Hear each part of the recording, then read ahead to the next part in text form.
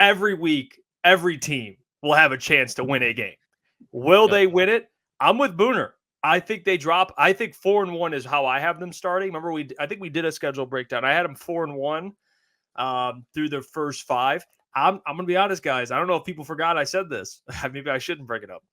I think the one loss is against the Rams, week 1. That's what I think. That's my one loss. I think they beat the Tampa Bay Buccaneers. I think they beat the Arizona Cardinals. And I think they go ahead, even on the, I think it is on the road. I know the Cardinals are on the road. They beat the Cardinals, then they beat the Seahawks, then they beat the Cowboys on the road. I think they start 4-1, but I think their one loss is to the Rams, because when you look at head coach, quarterback, that's the team that I do fear. Like I don't really fear.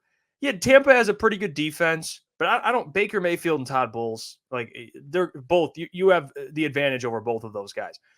You go over to the Cardinals, Kyler Murray, and I do like Marvin Harrison Jr., but should I even name the head coach? I mean, Dan Campbell's going to coach circles around that man. Let's be real. 100%. Okay. And then so that's why the Rams, and you bring up the injuries, the offensive line. Like, yeah, I think that is fair to bring up, and that could definitely hurt the Rams. I just think no Raheem Morris. Yeah, definitely. But they do have a good defensive line. Like, they have young pieces. They have 2 guys, I believe, that had 10 sacks last year as rookies. So then they added some more rookies this year, which, I'm not really, Jared Verse, I don't think, I mean, he could, but I think they have a pretty decent defensive line. They have young pieces, and it's really just Sean McVay and Matthew Stafford, Puka Nacua. Like, this secondary has to show me week 1 that they can go out there, even at home, and slow that offense down. That's where it's concerning to me. But besides that, I have them winning all the rest of the game. So I have them starting 4-1. The worst they can be, I mean, you'll be out of the number 1 seed race potentially. I mean, I hate to say this early, but it'll be more difficult. 3-2. Like, I don't think they start 500 or under through the first 5 games. I don't see that happening. Yeah, I think 4-1's real. Like that, obviously I had that. I just think it's realistic because, like, I have them going 13-4 on the season, and if you just split the season up, and obviously there's some tougher games down the stretch of the season, but like just looking at the schedule, it's like if you say there's 4 losses on the schedule, it's just like every 4 or 5 games you could probably find a loss here or there, and like that's still get you the number 1 seed in the NFC. So, like, if fans are like, I know if we want to go 5-0, 17-0, you don't want to lose a game.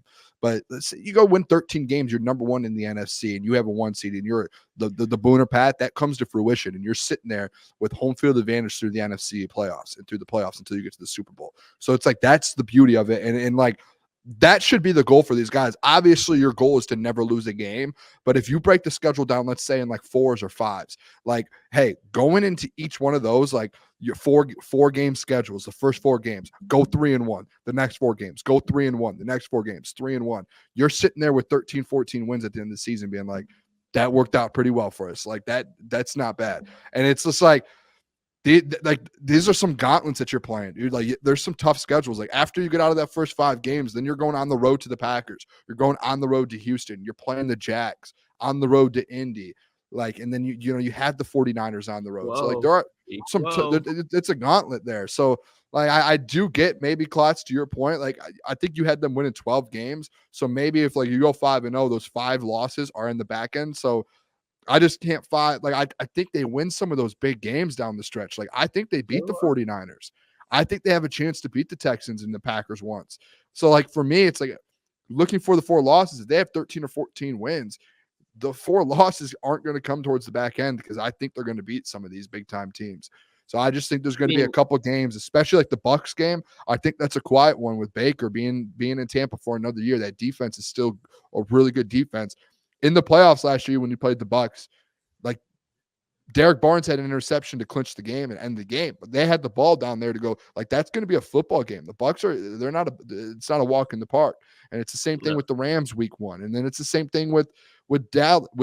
Like, that's not a walk in the park either. And it's the same thing as well with Seattle. Like, Seattle's going to give you a run. Like, you have 4 of your first 5 games. You have legit NFL playoff teams that can make the playoffs this year coming in that are going to try and end your season or ruin part of your season. So it's like you have 4 of your first 5 games are going to be brutal. Like, you don't have, like, some teams are going to be playing the Cardinals, the Titans, the I don't know, like just some bad teams, the Panthers. You have 4 essentially teams that potentially could be in the postseason to open up your season out of the first 4 out of your 5 games. That's tough. But I think the Lions are good enough. They're the best team in football. If they come out of that 4-1 versus 4 playoff teams, I'm like, hey, this is a legit team here. Like this is a team that you like. People should be scared of if they come out of that stretch 4-1. All right. I mean, How about I was waiting for Jeff to double. I just think mic drop. It's hard. We talk about realistic, but when you look at the X's and O's, that's why I was like, I wanted to say 4-1, like I really did. But when you break it down, it's just like, okay, which team are they worse than? This is the NFL. Like I understand, but you see like the teams that are legit. Brad Holmes literally came out and said yesterday, this is a Super Bowl contending team. Last year, they're saying we want to win the division. We want to find a way to make a playoff run after that. This is a year where the Detroit Lions do that. I think if the San Francisco 49ers start out 5-0, the Kansas City Chiefs, we all be sitting here like, yeah. And this team has put together stretches where they win 5 or more games. So I don't think it's very realistic, and I think it will happen. Like looking at the schedule, I think after that, they'll split with the Packers, obviously. I said they'll split with the Bears as well. They'll probably – I already said I think they're going to lose to the Colts. I can very well see them losing to the Texans. And then, like, there's a game where they're going to drop too. I mean, San Francisco's not a gimme either. But I just think early on, especially with an early bye, I think that's when the Lions will get hot. They'll lose one. But to your point, Boone, they're going to be playing tough teams at primetime games, and they'll drop a couple. But it's not like this is a number 1 seed team. That's what you do to start off the season. You start out 5-0. Yeah, I mean, the Eagles, I mean, they were 10-1 last year. So, and then they collapsed. But even the year prior, they were, I mean, the record was, I mean, it is what it was. I mean, it was impressive again. So the Lions last year, though they started, they were 5-1 and they kept moving and kept winning. And then they dropped a couple. I mean, 4-1, 5-0, whatever. I think 5-0 could happen. What team gives you the most 100%. Worry through 5 games? The Klotz, out of the first 5, what team gives you the most? Realistically, like I said, Arizona could be a sleeper game, but if there's one, it'd be Seattle. Just because they have your number. There's some teams that just have your number. Honestly, Seattle over the Rams. I'm going to say this. Yeah, bro, the Rams. Okay, before we say the Rams. Not even the Rams. Like if we go game by game. So the Rams, I don't understand that stadium, and we talk about like that's going to be a real effect. Matthew Stafford, 100%. I give him credit, but Matthew Stafford is going to be under pressure the whole game. This was the best run defense in the NFL last year. They were able to sniff out Kyron Williams. They still had Cooper Kupp. They still had Puka Nacua. Who did the Rams add offensively that's a major addition? They don't need to. They have okay. So hold on. So they're offensively, they're pretty much still the same, but their offensive line is worse than they were in the playoff game. Who did the Detroit Lions add defensively? A shit ton. Let's go to the offensive side of the ball. I'll give you credit. The Rams have a nice D line. They're not touching Jared Goff. They might once or twice. This offensive line, healthy week 1, is the healthiest they're going to be all year. They're going to go out there and they're going to dominate them. David Montgomery and Jahmyr Gibbs are going to combine for 150 rushing yards without a doubt. That's going to keep Matthew Stafford off the field. Amon-Ra St. Brown is going to remind Tre'Davious White that he's coming off a torn Achilles back-to-back years. Probably going to be time to hang it up. Darius Williams, he's not keeping up with J-Mo. And like I said, they didn't play Sam Laporta. The guy game planning for that offense last year is gone. He's in Atlanta. The Rams do not scare me as much as Seattle, who's a team that is defensively, that's their strength. You're able to bring in Mike McDonald. You have arguably one of the best secondaries in the league, and their defensive line is pretty much on paper the same as talent-wise as the Rams, but the Rams don't know how to play with Aaron Donald. They've been doing it for the last decade. Let me explain why you're wrong. The Seattle Seahawks, okay, who's starting at quarterback? Geno. Very fine. Right. He's a fine quarterback. What do they want to do with a new defensive coach? They want to run the football. Lions aren't going to allow them to. Who do you trust between the Rams and the Seahawks if they can't run the ball? Well, obviously the Rams. They're both at Ford Field, so you can't bring up Ford Field because Geno's going to have to face that crowd as well. But Geno has went into Ford Field numerous times and done. I've seen it with my own eyes. Matthew played Seattle, there for 12 in my years. opinion, Seattle. Do we all agree Seattle's going to be better than they were last year? We all agree with that. There's no way you can look at Seattle and be like, Seattle's going to be better than they were. JSN, I think, is a guy that as your wide receiver 3 on Amik Robertson can give you issues. Like they're going to move off of Tyler Lockett, but he's going to be there, and they're going to try to boost his trade value to move off him. But there's no way that you can look at me and be like, yeah, they're going to lose to the Rams sure-handedly. Be like, oh, if you should be worried about Seattle then too, if you're worried about the Rams. Seattle poses more problems personnel-wise, especially when you look at the Rams' offensive line is just going to be half depleted. And Seattle's offensive line is great.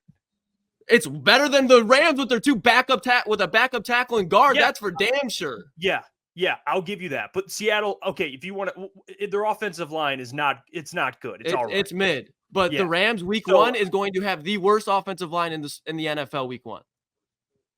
Because Jonah Jackson's playing center. Yeah, because of 2 injuries, which are bad, by the way. But the worst offensive line in the NFL. Week 1, absolutely. If you're looking at, you know how you combat that, right? And you have, I don't know, 2 guys that you can get the ball out quickly to that are absolute. I'm more fearful of Puka and Cooper Kupp than I am of DK Metcalf, Tyler Lockett, whoever else. With Matthew throwing them the football. There's no that's where I'm at. I don't hear Geno debating that. I agree with that. This is my point. Aaron Glenn did that last year. He did enough to eliminate that. The Rams are healthier than they were in the playoff game, and Aaron Glenn has more talent.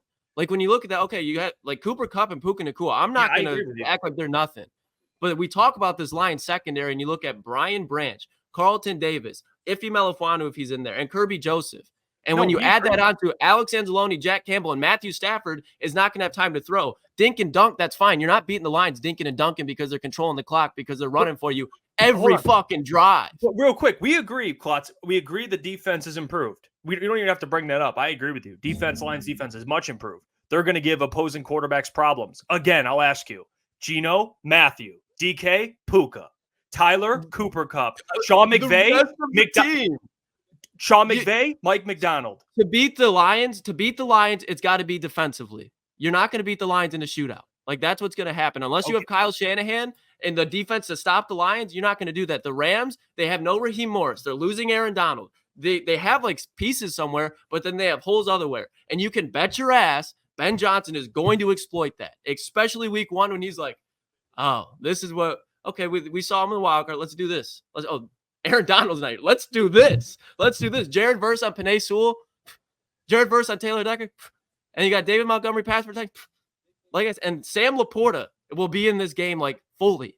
The Rams. I'm confident W. Like Dan Campbell, Aaron Glenn, Ben Johnson. Those boys are going to be ready.